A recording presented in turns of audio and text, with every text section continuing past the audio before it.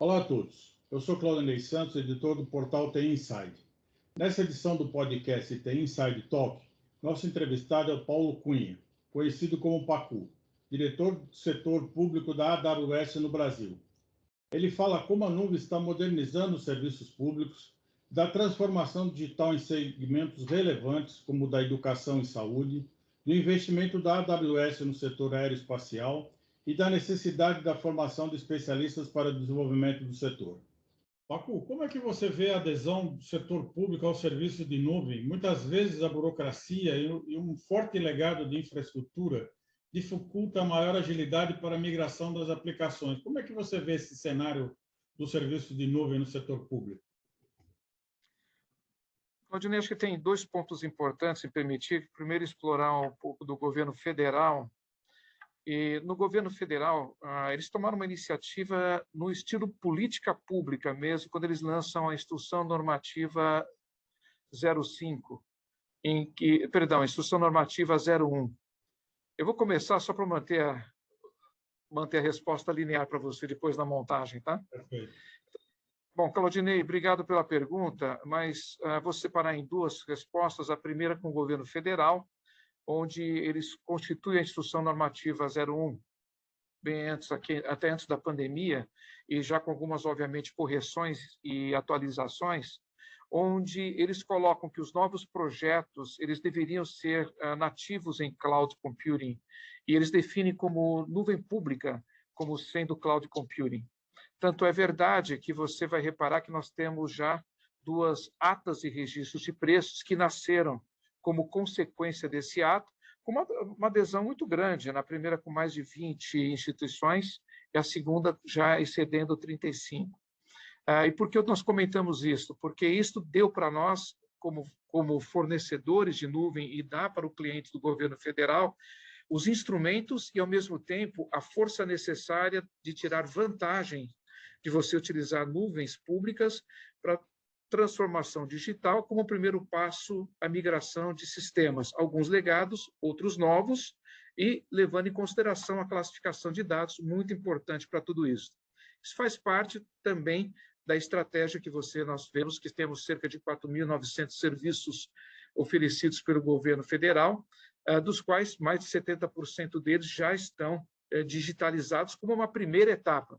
Lembrando que digitalização e transformação digital correm, mas são assuntos distintos. O segundo ponto importante é que vem a consequência. O governo federal tem um processo de liderança, mas o segundo aspecto, principalmente, são os estados e municípios. Em particular, um estado pioneiro é o estado do Ceará, que criou uma legislação específica para cloud computing, onde também tem como interpretação que cloud computing é a prioridade da transformação digital e transformação e migração e criação de novos sistemas. Então, está acontecendo e numa velocidade, eu diria para você, grande até mesmo, promovido pela necessidade da pandemia em se ter um bom processo de transformação digital e digitalização para os cidadãos, como também de comunicação interna entre os governos. Quer dizer que você vê, então, como uma iniciativa para expandir o uso de cloud computing nas prefeituras e no Estado, era a criação de um marco ou de um decreto, né, que incentivasse a transformação digital através do uso da nuvem. Quer dizer, Isso está acontecendo exatamente através das instruções normativas e todas as derivações que têm acontecido nesse setor. Isso quando você olha o executivo, quando você olha, por exemplo, o judiciário, o setor judiciário, através do Conselho Nacional de Justiça, o CNJ, também tem uma série de ações que leva também à transformação digital e o uso de cloud computing. Então, está acontecendo numa boa velocidade. Inclusive, até o Banco Mundial colocou o Brasil como o 7º país com mais alta maturidade em governo digital no mundo, né? Ao que podemos atribuir esse avanço, na sua opinião? Muito a decisão do Ministério da Economia em usar a transformação digital e todo o processo de digitalização e o que nós chamamos do plano de governo digital do governo federal como sendo um marco muito importante para isso. Novamente, a transformação digital como sendo através da política pública, sendo o grande alavancador.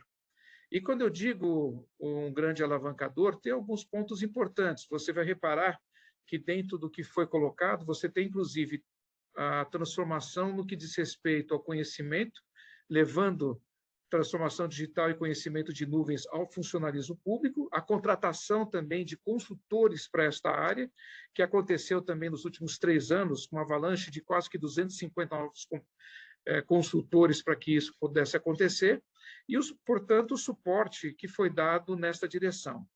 Talvez uma área que nós devemos chamar a atenção, Claudinei, para dar continuidade a esse excelente milestone de 7º lugar na posição, é que, apesar de nós termos já uma evolução boa das atas de registro de preço e outras modalidades que outros estados têm feito utilizando outra legislação e outros marcos, como, por exemplo, São Paulo, usando a Prodesp com a legislação da 13.303, o próprio Serpo também fazendo uso dela para uso de nuvem para os seus clientes na área de governo, nós olharmos para a nova legislação de compra pública, que abre um espaço maravilhoso para que isso pudesse acontecer. Um dos avanços, né, que a gente pode mencionar é um exemplo, né, é essa assinatura de uma declaração de intenções que a AWS fez com a Agência Espacial Brasileira, né, para apoiar a inovação e o crescimento contínuo da indústria espacial usando as nuvens da AWS, né? Você pode falar um pouco mais sobre essa iniciativa, né? Qual o escopo que ela envolve? Você vê de uma forma global, você vai encontrar que o mercado de espaço ele ganha cada vez mais a ida da iniciativa privada na exploração sobre a regulamentação, obviamente, dos países, né? E isso você vai ver, inclusive, com a própria iniciativa do nosso fundador, com a Blue Origin, entre outras, né? Onde ele explora, não só para satélite, como para turismo, mas, ao mesmo tempo, você enxerga uma disposição de que várias empresas da iniciativa privada, motivadas por regulatórios, em começar a fazer explorações e criar empresas nesse sentido. Nosso objetivo com a Agência Espacial Brasileira é estarmos com esse alinhamento. Então, nós estamos explorando um lado do regulatório espacial existente já em diversos países de grande maturidade. Os Estados Unidos é um dele, e outros vários na Europa, e ajudar a Agência Espacial Brasileira no benchmark do uso da tecnologia sobre o mesmo, como também ajudar no fomento da formação de um ecossistema de empresas desta área, que envolve também o lançamento de que nós chamamos de startups de base tecnológica para suportar a área aeroespacial. Então, nós temos um pilar de regulatório, um segundo pilar, onde nós olhamos para a formação de mão de obra e, portanto, capacitação em computação em nuvem, para que possa ser melhor utilizado nas explorações do segmento. E o terceiro é nas startups e na motivação e no revigorar as startups e estimular para que elas olhem também o espaço como uma oportunidade marcante. Então, com isso faz parte também de uma evolução do país em que olha a transformação digital e usa a utilização de nuvem em diversas áreas. Eu diria até quase que uma consequência de o país estar muito, eu diria que não só comprometido, mas também avançando com o próprio índice que você trouxe anteriormente.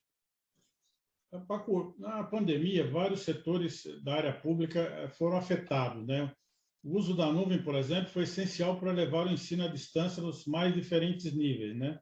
Daqui para frente, como você vê o papel que a educação vai representar, né? Como é que vai haver uma modificação na forma de se educar e se aprender, onde a nuvem seja aí uma ferramenta importante para a viabilização dessas iniciativas? Eu diria, se nós pudermos explorar, vamos explorar um pouquinho o lado do ensino à distância. O ensino à distância ganhou, obviamente, um papel preponderante. Eu cito 2 exemplos para você muito bons. Um deles é do Grupo Cogna, na sua subsidiária Somos, por exemplo, uma das empresas do grupo. Ela, de uma noite para o dia, ela simplesmente sai de 500 mil alunos e vai para quase que 1,5 milhão de alunos atendidos na sua plataforma, chamada Plural, e nisso tudo nós conseguimos, através da nossa cooperação, conseguimos dar essa elasticidade, que é parte importante da nuvem, onde você consegue praticamente atender um número muito grande de usuários de uma forma quase que instantânea. Por outro lado, o número de produtos e serviços que eles incrementaram na plataforma virou um complemento para qualquer aluno, mesmo no sistema híbrido ou sistema presencial, fazendo complementariedade lá. Esse é um modelo que está consagrado e continua movendo agora que nós temos mais os alunos mais presenciais. Na área pública não foi diferente. Nós fizemos um acordo com o Estado de São Paulo e atendemos 5 milhões de alunos. Para você ter uma ideia, juntamente com a Prodesp e com a empresa IPTV, em 15 dias nós colocamos esse sistema disponível durante a pandemia. Foi quase uma operação de guerra, onde as capacidades da empresa IPTV, associada com a Prodesp e a AWS, conseguimos colocar para a Secretaria de Educação do Estado de São Paulo, e ele evoluiu ao longo do tempo, ou seja, ele não se limitou ao serviço básico, que seria o serviço de capacitação, onde você transmitia online e offline as suas aulas, mas também começou a gerar um número de dados muito importante, e esses dados começam a fazer parte do planejamento.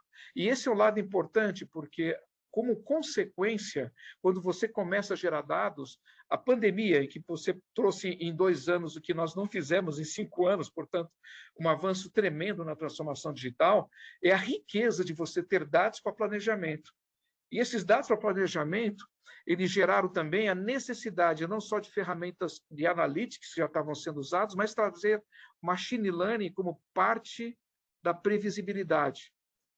Um dos exemplos que eu gosto de trazer é um parceiro nosso chamado Beta, que cuida de municípios, e na Secretaria de Educação, se eu não me engano, de Bombinhas, em Santa Catarina, eles conseguiram criar um modelo de machine learning. Como eles já tinham vários sistemas interligados através desta empresa, e a prefeitura consegue hoje, com bastante previsão, entender quais serão os alunos em que não vão conseguir ter sucesso baseado em uma série de mais de 30 parâmetros, e nesses parâmetros eles conseguem fazer essa análise e fazer a intervenção na família e conseguir manter um número maior de alunos sem que a evasão escolar ela aconteça, principalmente nessa área de ensino médio, ensino fundamental, que é muito importante na fase do jovem e da jovem. Então, com isto, você já vê a atividade do uso da tecnologia entrando no core business mesmo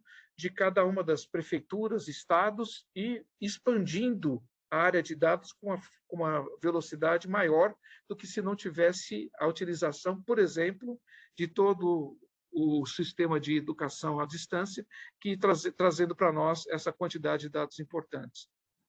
O outro setor muito importante é o da saúde pública, né, que permitiu o acompanhamento dos índices da pandemia, disponibilidade de leite, vacinação, etc., né? Atividades que não teriam a mesma eficiência se elas não tivessem os recursos de nuvem, né? Como é que a nuvem poderá apoiar o setor de saúde e promover a transformação digital, trazendo mais qualidade e abrangência para o atendimento da população, na sua opinião? Olha, o que nós vimos durante esse período, e me permita trazer, são 3 áreas importantes, né, que nós podemos designar.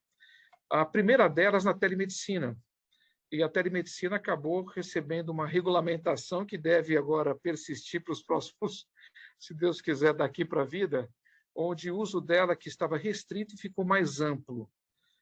Um dos casos mais emblemáticos para nós, por exemplo, é o caso do Albert Einstein, em que eles conseguem, saindo de centenas de usuários e pacientes, e movem para milhões em poucas semanas, usando a elasticidade na nuvem, para que eles pudessem, através dos seus sistemas de telemedicina, suportar a demanda que veio durante a fase que estava mais inclusa e, obviamente, com todos os processos e protocolos necessários dos pacientes. Isso trouxe a telemedicina como um primeiro spot e muito importante, ganhando cada vez mais velocidade.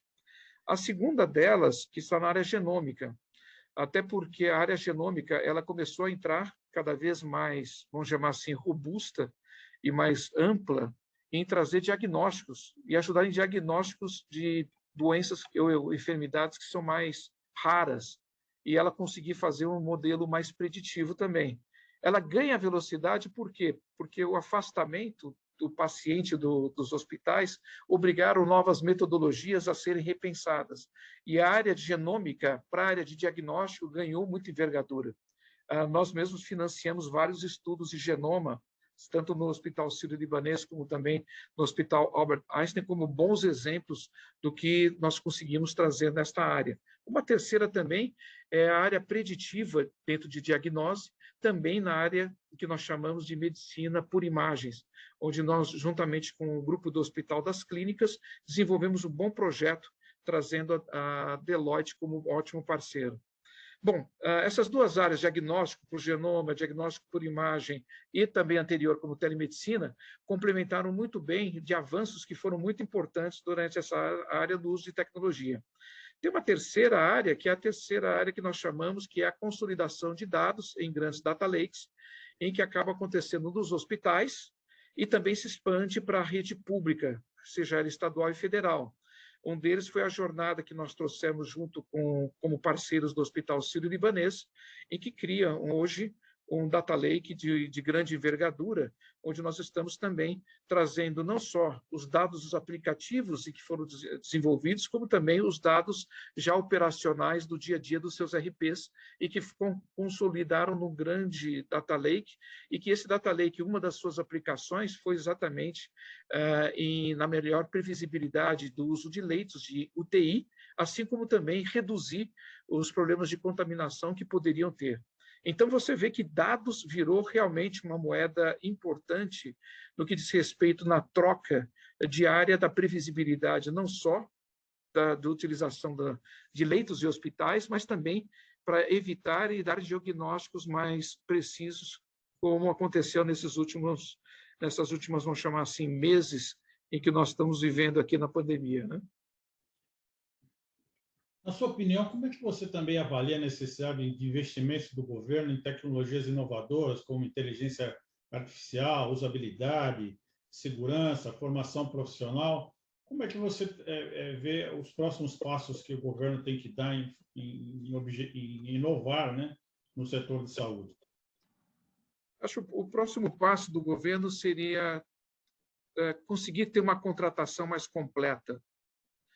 Hoje, o aprendizado, que foi muito importante, essas fases que o governo tem passado, muito liderado pelo Ministério da Economia, nas secretarias de Governo Digital e também, obviamente, nas secretarias de alocação e compras, a modernização. A modernização significa o entendimento completo, não só os serviços de nuvem, mas os serviços profissionais que suportam nuvens e o aumento do portfólio e catálogos de serviços que são muito dinâmicos nessa nossa área, Claudinei, e que eles com certeza teriam que ser, vou chamar, próximo avanço. Nesse avanço, você vai empacotar dois pontos importantes. Serviços profissionais, que nós comentamos anteriormente, que são necessários para você conseguir dar complementos a serviços mais sofisticados, por exemplo, machine learning, inteligência artificial, que precisa do suporte e complemento, e também a capacitação dos próprios servidores. Eu acho que, na nossa visão, nós estamos caminhando nesta área, mas é o que vai suportar para a inteligência artificial e machine learning, que são duas ferramentas fundamentais hoje para você aumentar, primeiro, previsibilidade e, portanto, planejamentos melhores para governo e serviços melhores para o cidadão, mas, ao mesmo tempo, Claudinei, quando você olha a inteligência artificial, ela aumenta muito a forma de você também atender o cidadão. Então, acho que nós temos aqui os componentes, mas o modelo de aquisição tem que ser mais sofisticado. Eu acredito que nós estamos indo no caminho correto, nós temos uma legislação que permite que isso aconteça, nós temos agora que caminhar para a execução. Paco, para finalizar o nosso podcast, quais as novas iniciativas que a AWS está tomando para o desenvolvimento e uso da nuvem na área pública, né? Pode dar algum spoiler aqui para a gente? Talvez a parte mais importante, você tocou anteriormente, Claudinei, é onde nós estamos movendo muito rápido. Em 2020, nós tomamos uma iniciativa, criamos uma iniciativa de buscarmos uma meta de, até 2025, termos 29 milhões de pessoas no mundo capacitados gratuitamente pela AWS em nuvem. e todas as suas derivações de aplicações, incluindo machine learning, business intelligence, bancos de dados não só relacionais, mas de múltipla capacidade, enfim, o modo completo.